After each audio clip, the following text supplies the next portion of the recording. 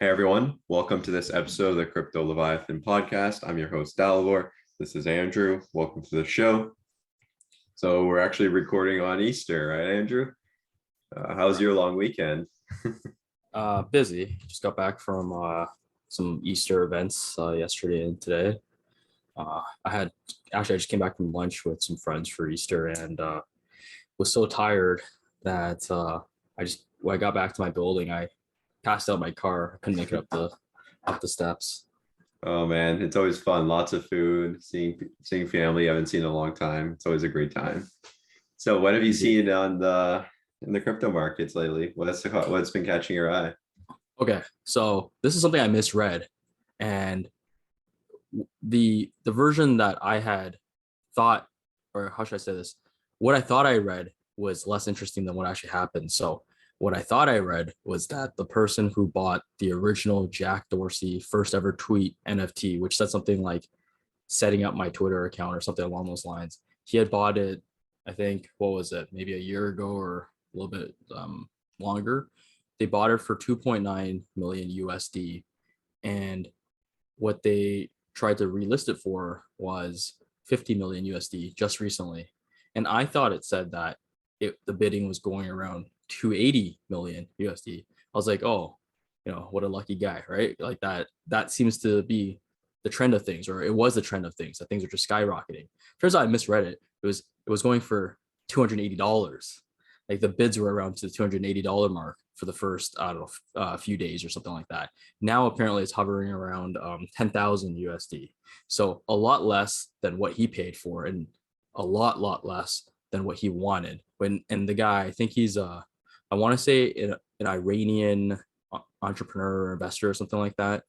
He doesn't want to sell it for anything less than 50 million USD. So let's see if it'll get up there. But I think this is a sign of perhaps things to come for NFTs in terms of some types of NFTs. Interesting. Yeah, I think that's the important thing, right? If you're buying something that it's kind of like a one-off item, doesn't have support, it's not a big project, it could potentially become worthless. I think that is the risk you always take when you invest in NFTs. Something maybe like the Bored Apes, or like some big, collection that's very popular and trending. It could be good right now, to buy and hold, but in 10, 20 years, will it hold value? You don't know, because it depends. It's kind of like artwork in my way, right, Andrew? If it's the perceived value of it. So if people don't perceive the Bored Apes to be worth much in 20 years, it could potentially decline in value. I So can see some I can see some artistic value in the Bored Apes and even the CryptoPunks, things like that, these large collections. But there's some NFTs that were either memes or just people trying to cash in on some random things, such as my first tweet. Well, there's no real artistic value or anything like that. Even it's like social value. I don't know how, like it's pop culture yeah, value. but Andrew, picture this: like what? Imagine in 10 years, the Bored Apes are out of style. There's some new hot NFT on the market. And I'm not saying that the Bored Apes will be worth nothing, but there could peak. They could potentially be stagnant. It doesn't mean it'll always go up in value. I guess that's my point. Oh, I agree. I'm not saying that the Bored Apes have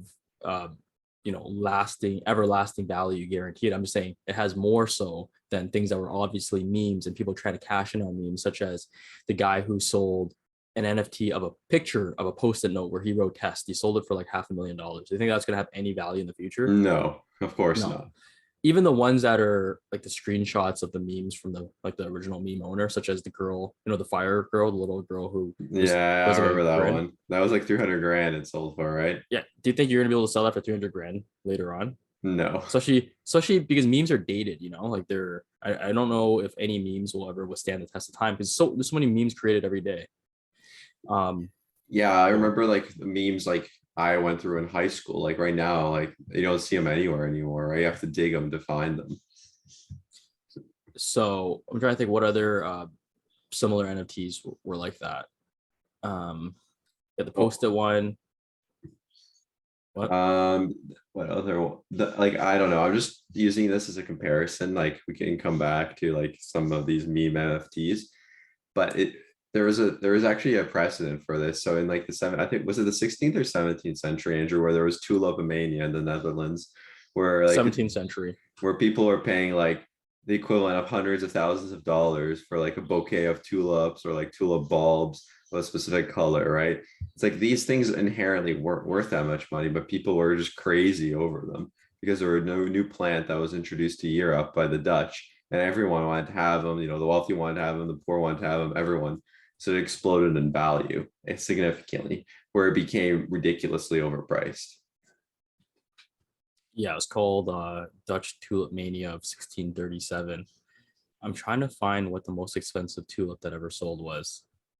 I remember it was something crazy, right? It was like 2 to 3 million, something in that range of equivalent money. Hmm. It sounds a little low. I'm seeing here that the most expensive was 2,500 in today dollars. Doesn't sound right. Well, Andrew, imagine 2,500 for a tulip. That's still crazy No, amounts no, of no, but money.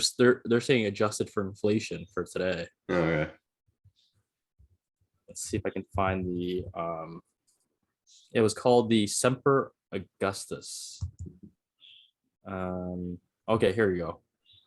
The most expensive bulb fell to 1 to 2% of their peak value within 30 days. A small quantity of prototype lily bulbs recently sold for 1 million guilders, US $480,000. Okay, I can't find the exact number, but point is, it's similar to the NFTs where these are things that had no value, but they had a lot of, or had very little value, and they had a lot of hype around it, and people were just going nuts for it. And they were using, have you heard of the, I think it was called something, let's see, I think it's called the greater idiot theory. Greater idiot theory. There you go. Oh man, Let's Andrew and his greater fool theories. theory. Okay, so it's called the greater fool theory. Is the idea that during a market bubble, one can make money by buying overvalued assets and selling them for a profit later, because it will always be possible to find someone who is willing to pay a higher price.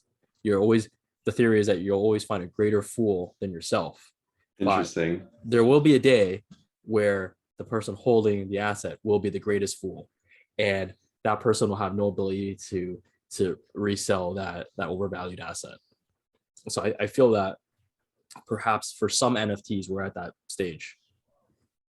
Potentially. And some I've already seen some projects have declining prices. All the stuff that's popular, trending, or has established value, that stuff's holding and still growing. But those like projects that don't have any intrinsic value of any sort or perceived value are the ones that are falling off the cliff. At least from what I've been gathering lately. Yeah, Bored Apes have been pretty steady. Yeah. Well, because they also offer perps. So there's the Bored Ape Yacht Club. So basically, like anyone who buys a Bored Ape gets into this group chat, and they have access to everyone who's bought it. It's basically become like an exclusive group of people, right? So imagine like Steph Curry or like these really famous celebrities, business owners, all buying Bored Apes, and then they can now connect on the group chat. So it's kind of become like a social club also. So that's how I said it has some intrinsic value. It's no longer just, artwork. So this isn't my joke, it's from comedian Jimmy Dore, but I think he had said something along the lines of, um, what is the Jack Dorsey NFT come with? Like, you get to have lunch with the guy or something. You get nothing really. Exactly. Like you get nothing out of it, right? It's just basically, hey, this is the first tweet. Hey, okay, cool. What do I do with it? Like, who the hell's gonna buy it, right? I can just look it up on Twitter, it's not a cool piece of artwork to even look at. So I don't know. It's tough to say because for some of these things it's unclear, right? Imagine if you can buy an NFT to the first, Bitcoin ever minted. Maybe that would have value, but we don't know. It could have no value. It's tough to say, right, Andrew? Yeah. So I guess there is some value to it if you're willing to, if you would actually print it out and put it on your wall in a frame. I would do that maybe for a Bored Ape or something like that, but I wouldn't do it for a tweet. Exactly. I agree. There's something really interesting. So I did have a conversation with a couple of people this weekend, considering it's Easter weekend, and I think it's an important concept to explain, Andrew. Uh, Fractional reserve banking, because a lot of people who are investing in crypto or who are interested actually want to get away from the banking system because they don't like it. So I think it's pretty important to break down what is fractional reserve banking and why people like crypto and want to get away from the system. So just to start off with, fractional reserve banking implies that, let's say the total pool of money is $100. So in bank A, I deposit $100, and the bank is only required to keep 10% of that amount in reserves. So what does that mean? They can lend out that $90 to other people, and that $90 eventually ends up in deposits at other banks. And now that bank can lend 10% of those $90. I mean, 90% of that $90 again and again and again and again. So basically what ends up happening is, for that $100, if they have a reserve of 10% that they need to keep, you divide that by 0.10. So basically now the total money supply is $1,000 in the entire economy, because they can lend, they only need to keep a certain percentage. So that's how they create money, through debt, basically, in our system. That's how it currently functions. And basically what that forces you to do in a fractional reserve banking is borrow as much money as possible, because they'll keep printing money by lending. So when you save, your money gets devalued over time. So that's why crypto prevents this type of behavior from happening, because Bitcoin, there's only 21 million.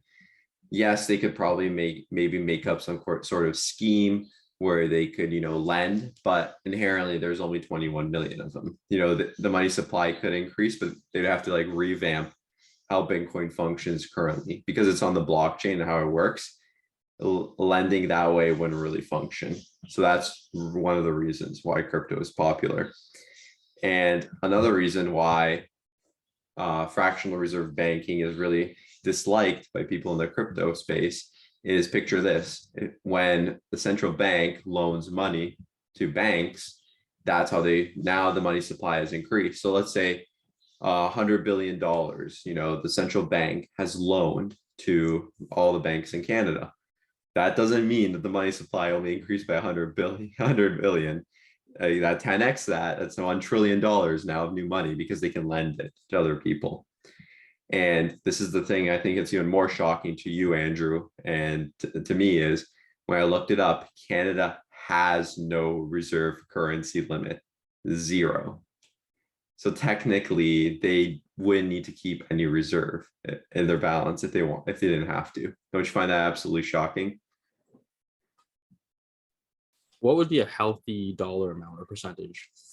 I don't know. It's tough to say, but I would say at least 5 to 10%. Like having no reserve requirements seems to me a little bit crazy, doesn't it? When we had the gold standard, what was the percentage then? Do you know? I don't know. That'd be useful to look up. I was reading online that Canada banned this in 1992. So basically, I haven't had the system for 30 years, right? Where there's just zero reserve.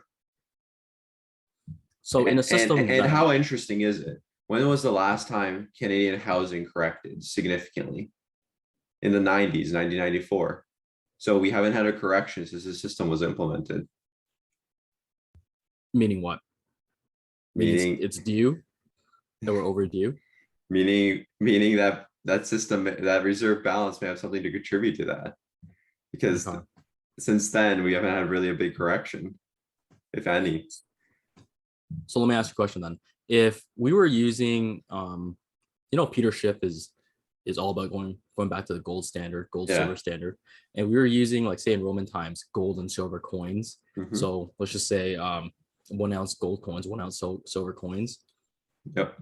Am I correct in that the reserve banking logic doesn't work in the system, because you're actually using the underlying asset to perform barter? If you're using the actual asset, I guess yes, but you could still have inflation because you could just make the gold less and less pure over time, Correct. right? And so I don't think we mentioned this last week, but they did discover that I forgot what year this was. There was a I don't know if this is Greece or It was Rome. it was Rome. Okay, so they said there's I think an emperor who was saying that there's a like he had written down in historical papers that we're going through a currency crisis. It was really not known what he meant, but now when analyzing, I guess they had not done this before. They analyzed the metal composition of the silver coins at that time during this crisis, and they're supposed to be 100% silver, but they found them as low as 85% silver. So I think I was reading that they exactly got that. down to around like 50% silver at one point, and then they had an economic collapse. I think the point is that nothing is above. Would you call this inflation? It has like inflation like It is inflation effects because because it they're devaluing the value of the currency, right, by making it less pure. therefore creating more Yeah, they're currency or creating more more units. currency. Yeah, Yeah, so it can happen in any system, even when you're using actual gold and silver.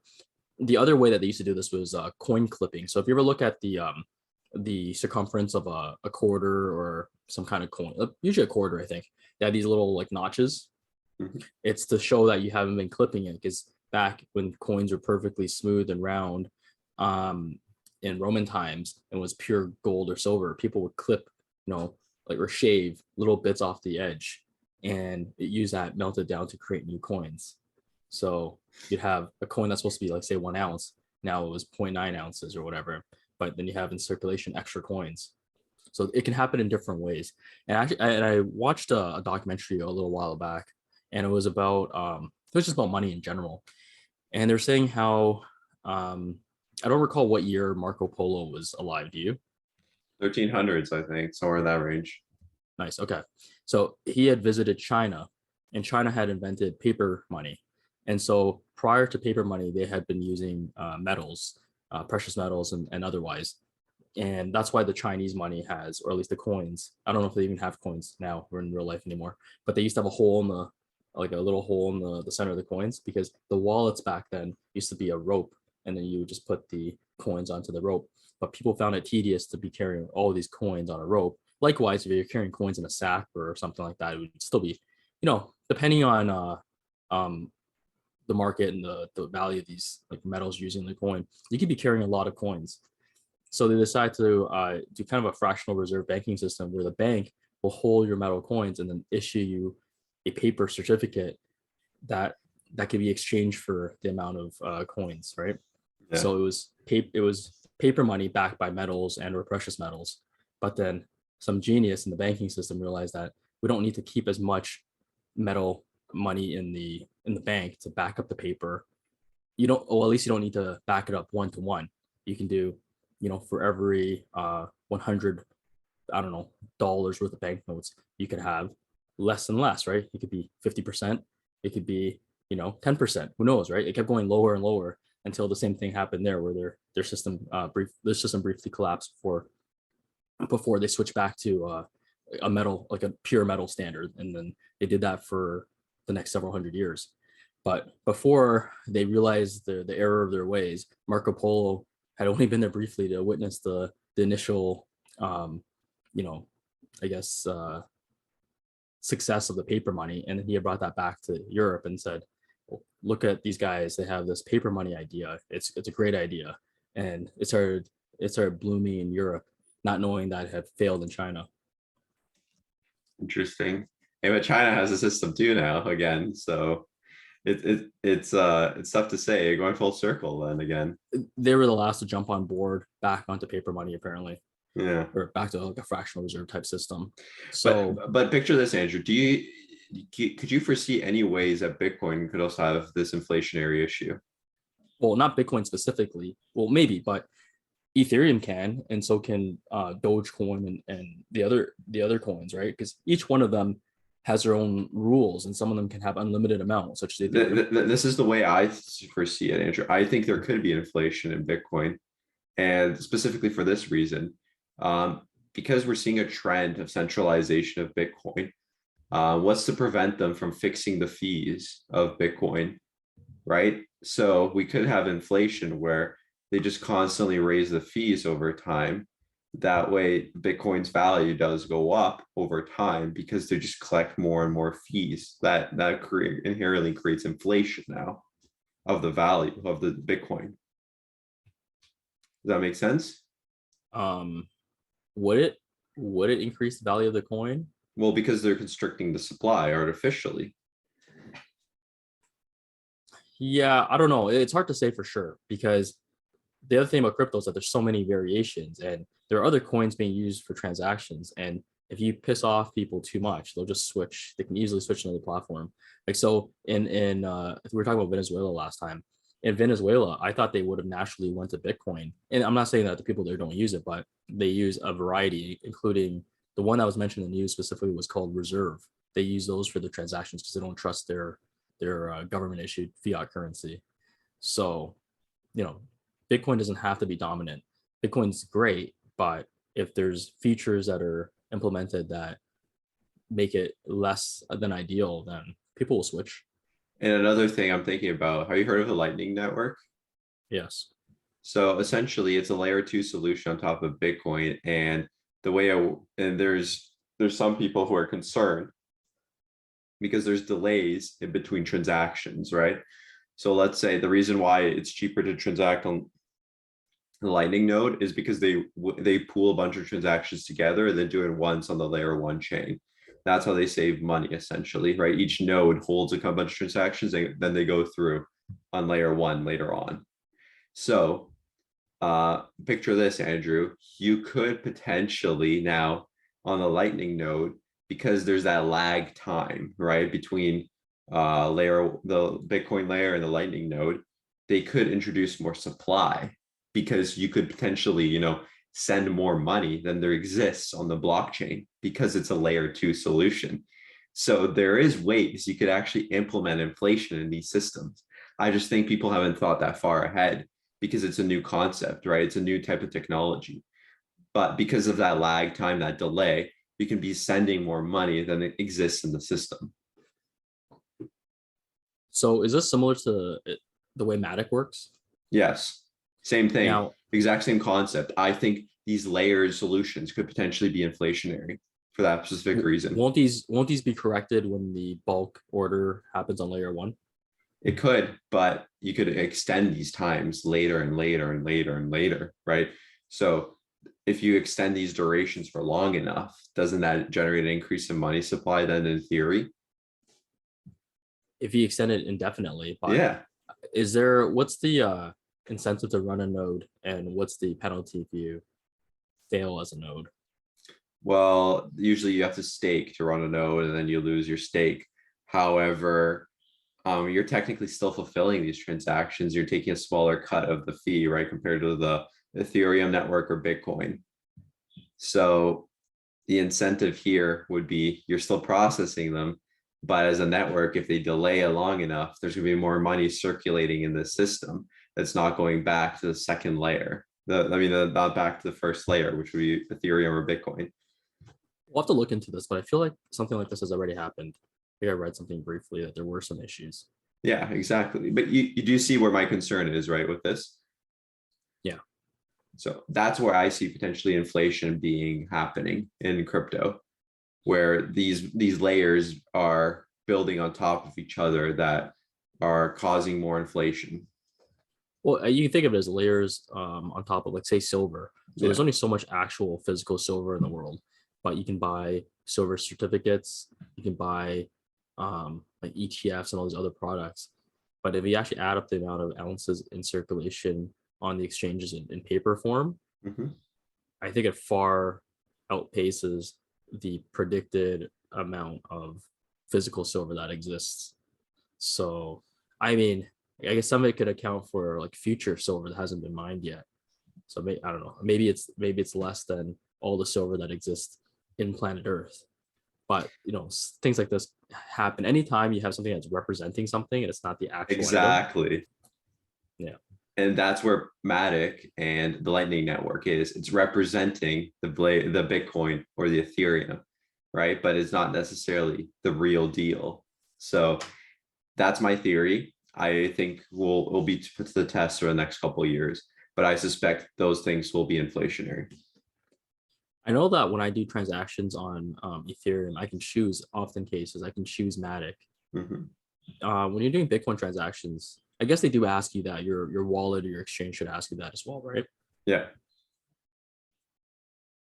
Yeah, so that's where my theory comes in. I think that's the trend we'll see, but I hope I'm proven wrong. But it seems like inflation, we just can't run away from inflation. It always finds a way to come back and manifest itself in different ways, like Andrew has described throughout history, what they've done. And I think the best thing is just get in early, get into an asset that can't be created more of. There's a limited supply, and I think you're safe. But it's always a fight against inflation. Your entire life, you're fighting it.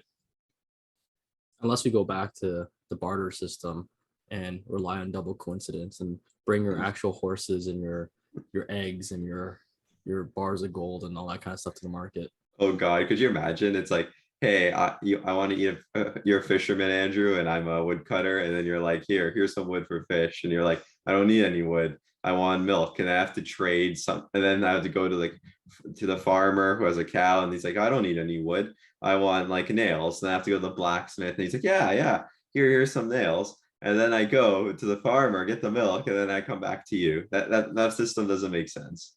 Well, the issue is that all your perishables will have perished before Yeah, you're done your transaction. exactly. Okay, so I was trying to explain the reason why we use gold, or why historically precious metals was used as a currency, to a guy who's, you know, very well educated. And he's like, and this is not, he wasn't being sarcastic, this is dead serious. He's like, oh, why does it have to be gold? Why can't we use eggs? He said, why can't we use eggs? I'm like, well, why don't you hold eggs in your wallet for 6 months and see what happens? Could you imagine holding eggs in your wallet for 6 months? That'd be disgusting. Yeah. Oh So this God. is this is a real question by an educated person. So Are you sure it yeah. wasn't a joke? Was he drunk? Oh, High? no, 100%, Okay. 100% was real.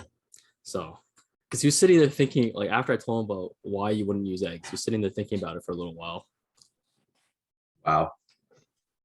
Uh, that doesn't surprise me, but it's So, still so this brings up your point from earlier. We had briefly talked earlier today, and you said, what if this was taught to children at an earlier age, in elementary or high school? And I said it should be, but, and then you said, what would be the end result here? And I said probably at the very least affordable housing, because you'd have a society run by people who understood the money system, as opposed to learning about it randomly through a podcast. So I think that's how you and I learned, right? yeah.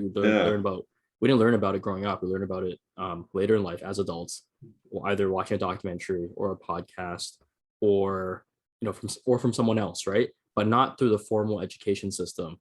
No, they don't teach you that in elementary or high school. They teach you some useful skills and a lot of trivial things. Yeah. Well, Matt, I wish someone told me at 18 that what they do, how they print money and do this crazy stuff. I think the best book for me was Rich Dad Poor Dad. I know you don't like Robert Kiyosaki because of his association with Amway, but that book, honestly, like it explains things perfectly. And his quote, I think, was just perfect there is, why would you save money when they print money? That's all you need to know, right? It sets you up for life when you think that way. That's all. Anytime you're hesitant to purchase something or take some risk, just think about that in the back of your head. Yeah, it's not that I don't like Robert Kiyosaki. I just have I just didn't want to read his book because of its heavy use in recruiting for multi-level marketing companies such as Amway, or I don't know what the other ones are. I think ones like, so there's like some vitamin company, and there's a whole bunch of other ones. There's ones that do finance and insurance. So for those of you who don't know what a multi-level marketing company is, or a multi-level marketing scheme is, it's essentially another word for pyramid scheme, where the whole business model relies on recruitment versus the actual product or service. Now, in order for it to not break the law, because a pure pyramid scheme is illegal in most places, they sell a product or service as well. It could be food, It could be vitamins. Oftentimes it's like vitamins and energy drinks and stuff like that. It could be financial services. It could be insurance. It could be telecoms as well. So it doesn't really matter, but those products are generally inferior to the free market variant, and they don't really care about the quality.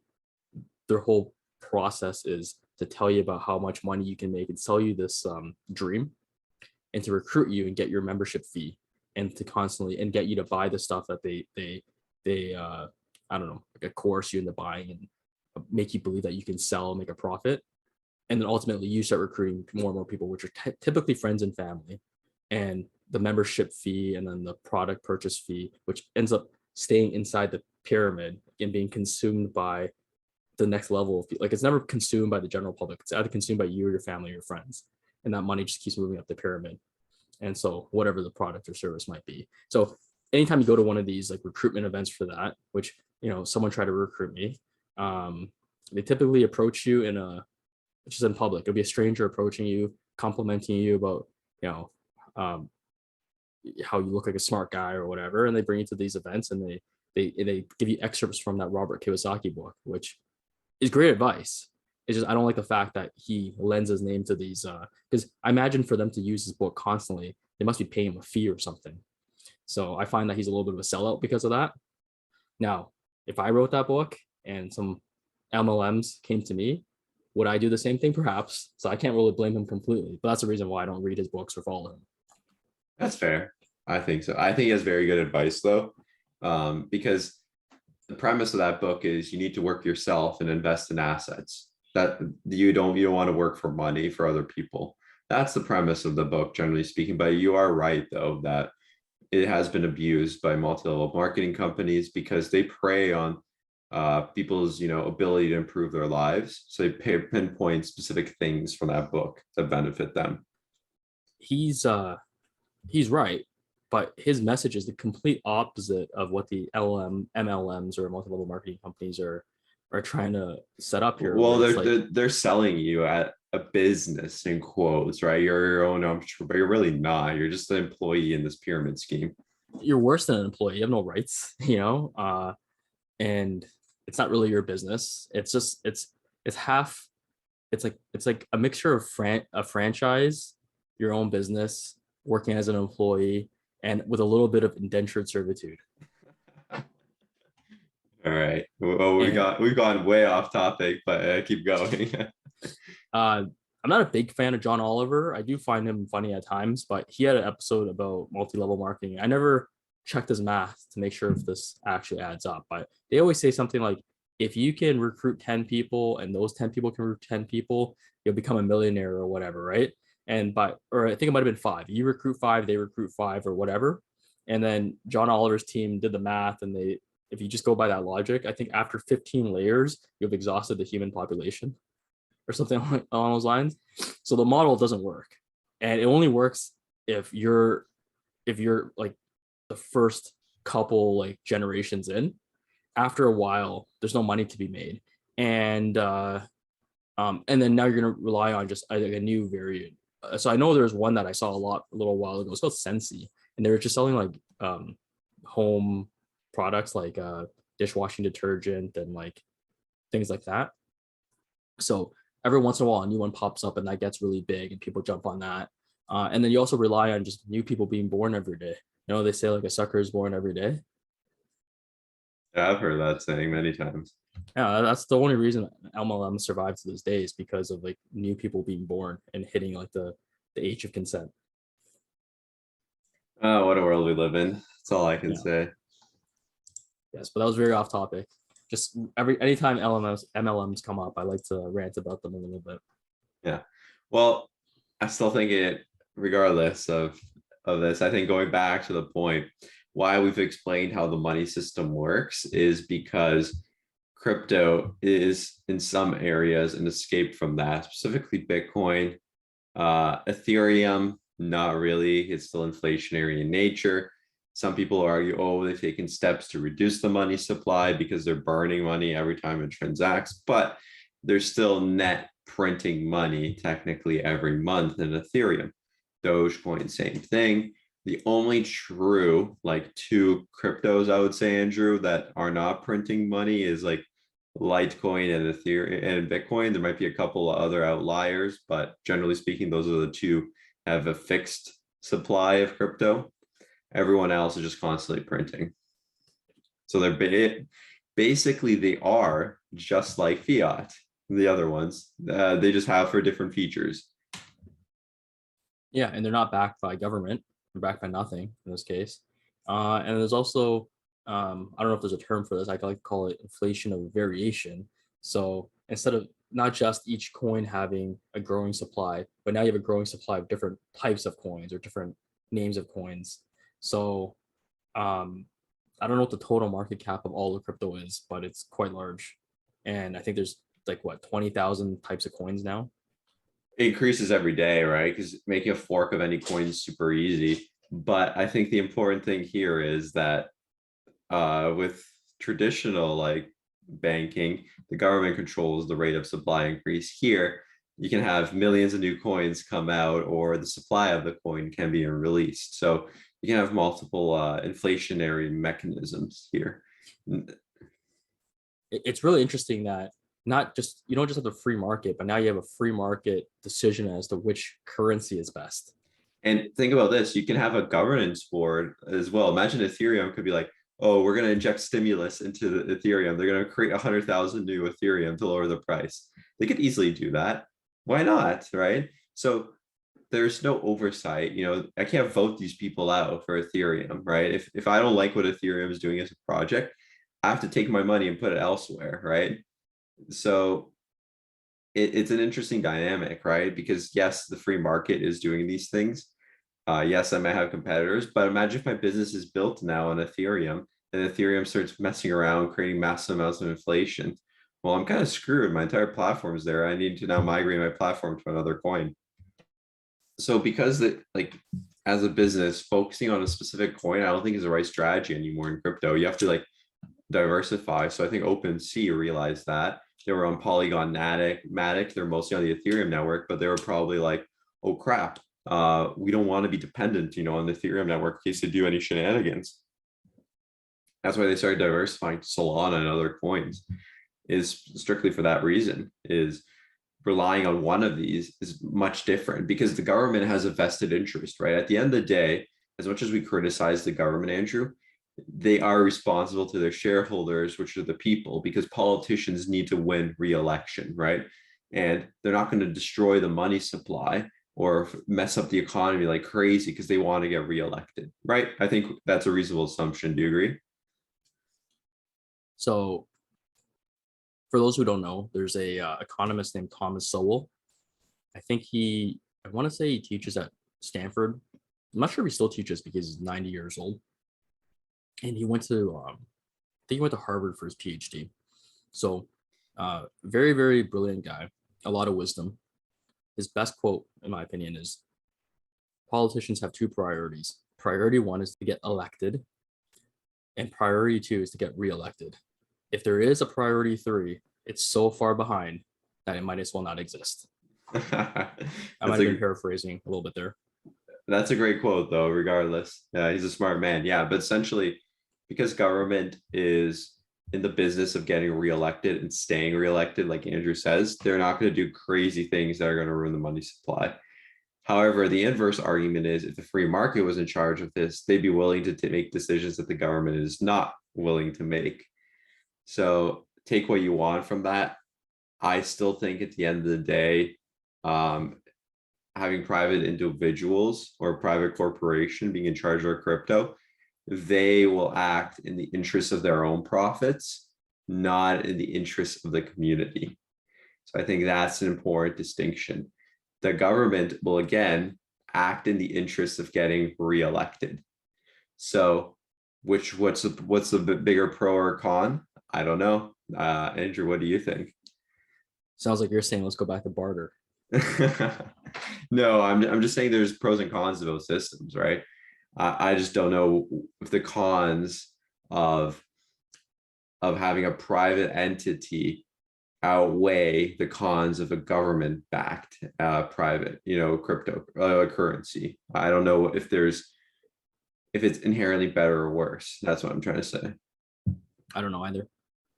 I guess we'll see in time what becomes you know what's most widely used, because if you look at Venezuela, I think the majority of people are just either using barter or they're using some version of cryptocurrency out of necessity too. Here it's more of a kind of a luxury and or a fun hobby, but over there it's out of necessity, because over there you're getting paid daily in cash. So sometimes I confuse Venezuela with the, how do you pronounce this again? The in Germany, Weimar, Germany. Weimar Germany, and I think it was Hungary as well. I always sometimes I confuse the three because I've read so many stories on the three, but I'm sure it's happening right now as well, and it happened back then where you're getting paid twice a day in cash, in like wheelbarrows of cash or suitcases full of cash, and you had to get your family to show up like during your shift to take that money and go exchange it for hard goods as soon as possible. Because if you wait till the end of the day, it's worth less. Wait till tomorrow, it's worth even less. So this part I do recall because I saw this part in a YouTube video, and it's that right after you get paid, people are exchanging the cash, like stacks of a bolivar, for anything they can find that's left on the shelf. So it could be a toothbrush, it could be toothpaste, it could be laundry detergent, because laundry detergent and toothpaste hold the value better than the government currency. So you just get whatever you can, because then you can exchange that for something you need later on, even if you don't need it right now. Have you noticed that the store shelves seem to be less stocked in Canada? Yeah, I'm in a small town right now in the middle of nowhere, so it seems okay. I haven't had any issues. I don't think I've seen too many things out of stock. Gas is a little high. Um, I don't know. In Windsor, how's that going? Well, that's the reason I'm asking, because I've noticed like Food Basics, which is like a local grocery store here.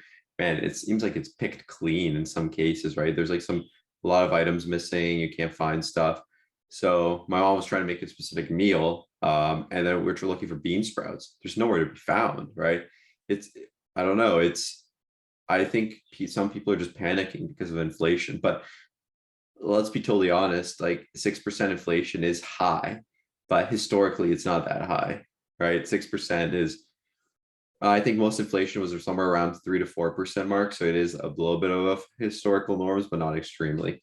I think the bigger problem we have right now is that interest rates, which is like what the Bank of Canada sets, is at 1%, and inflation's at 6. I think that's really bad because it still incentivizes borrowing.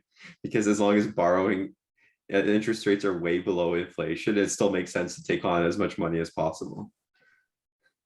Back to your food shortage, maybe in a couple items that I don't normally get. I haven't really looked, but for the stuff I normally get and stuff I can just see by looking at the store, it seems okay where I am. Maybe it's just your region, but I know even over here when there was like a trucker shortage and supply more of a supply chain issue, somehow there's still fresh bananas all the time, and that's coming all the way from like South America. Because I don't think we grow bananas locally.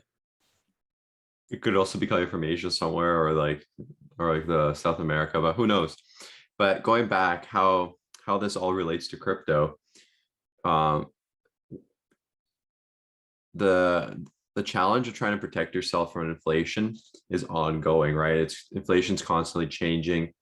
It appears in new ways. People figure out how to create inflation because, like, remember with the gold standard, Andrew, people didn't know how to create inflation, and then they figured it out. Hey, we can clip coins. Hey, we can make it less pure, right? People always figure out strategies to generate or inflation.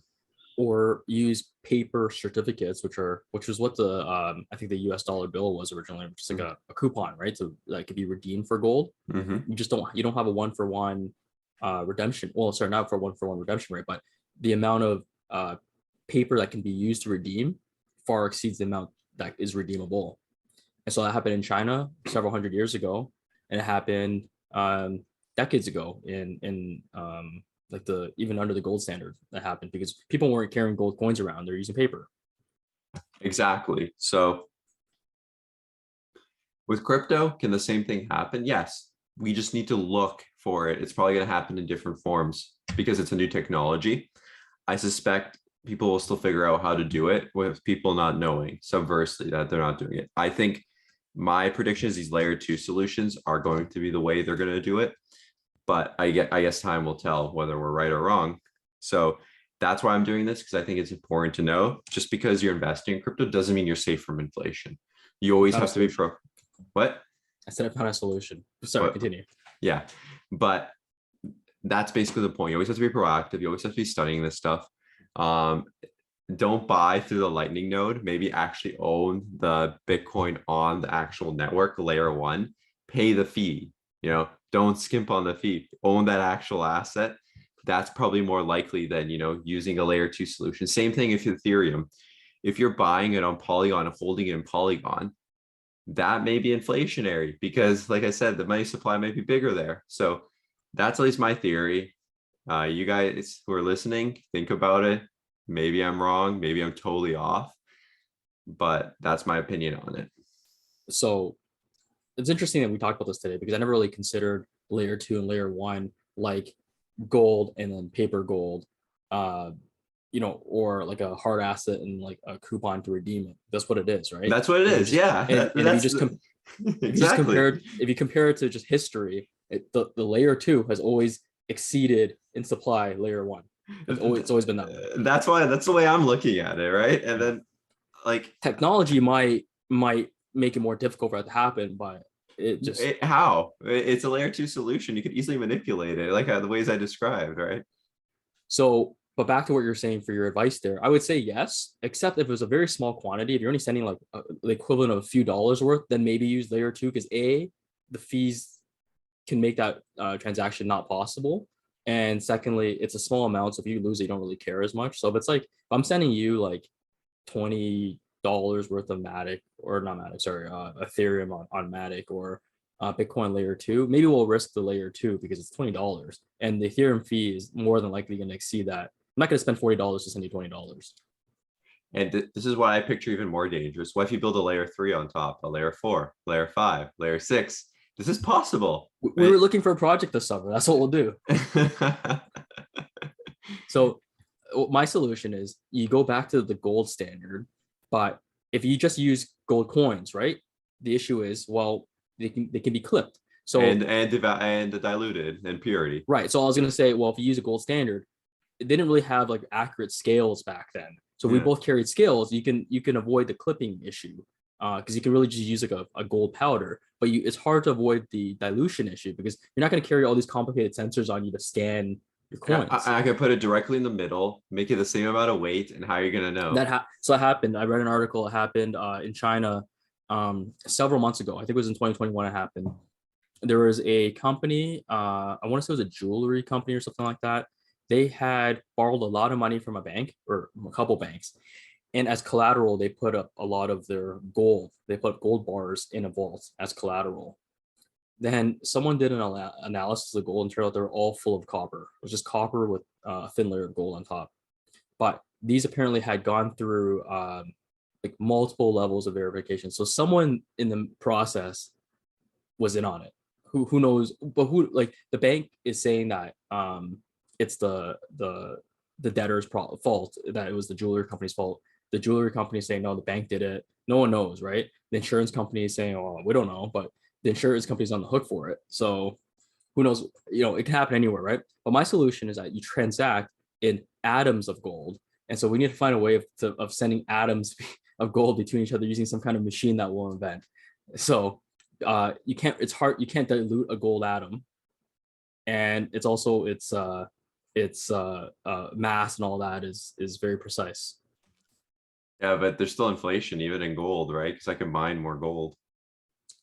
Yes, but you suffer from diminishing returns where for every new ounce of gold that's coming out of the earth, it's getting more and more expensive to get that gold out of there. However, if we're able to mine an asteroid, there should be untold hundreds and hundreds, trillions of gold ounces out there, And or then tons or whatever. inflation. But I think the bottom line is you can't avoid inflation.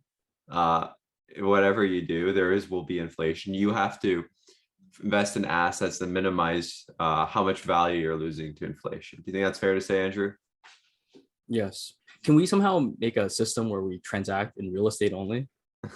Well, in real estate could have inflation too, because if they just build homes en masse, like in Canada, we could do that, right? Then our home will be practically worthless. But good thing we have a government in here that doesn't care about that, right? Yes, yes. Tell us why. Why is the government so seemingly concerned about high home values, but unwilling to, facilitate the building of new homes? Why is that? Oh man, that's like an entire podcast episode in Yeah, yeah. itself. So we'll not get into that right now. But something for the people to look into. Yeah. So I would urge people to look into why houses are so expensive, yet the supply is restricted when Canada has so much land. I think isn't our per capita like person to square kilometer like ratio like very very low Yeah, it's worldwide? extremely low. But like I said, like I'm not gonna get into this on this podcast because it's gonna be a huge episode. Yeah, so maybe look into that. Go on YouTube and look at videos of Venezuela inflation. Some real heartbreaking stories. It's like terrifying, and it's happened numerous times in history. It's happened in Germany, Hungary, Zimbabwe, and possibly another African country. And Zimbabwe is recent too. It was in our lifetime, and Venezuela is happening today. So I like to tell people this, that if you had the amount of bolivar in Venezuela approximately 10 years ago, that could have been converted to a million US dollars. So whatever the ratio was, but you had enough bolivar where if you had exchanged it on the exchange to US dollars, you'd have a million US dollars, making you very wealthy, right? If you had held that same amount of bolivar in your savings account, not touched it to this day, and you try to exchange it now, it'd be worth less than one US dollar. Yep. That's how bad it is there. Yeah, look up those two things, and anything else? Maybe look up the tulip crisis. There's a Yeah. couple of good videos on that on YouTube. Yeah, I'd love to hear from anyone who think, well, my theory that layer two is inflationary. It just copies what we currently have, because that's my theory. But we'll see how it plays out. Let's open up our own NFT marketplace, and we'll call it the Tulip Exchange. All right. Thanks for joining us, everyone. This concludes the episode. Stay tuned for next week. I'm sure we'll have more awesome topics coming along the way.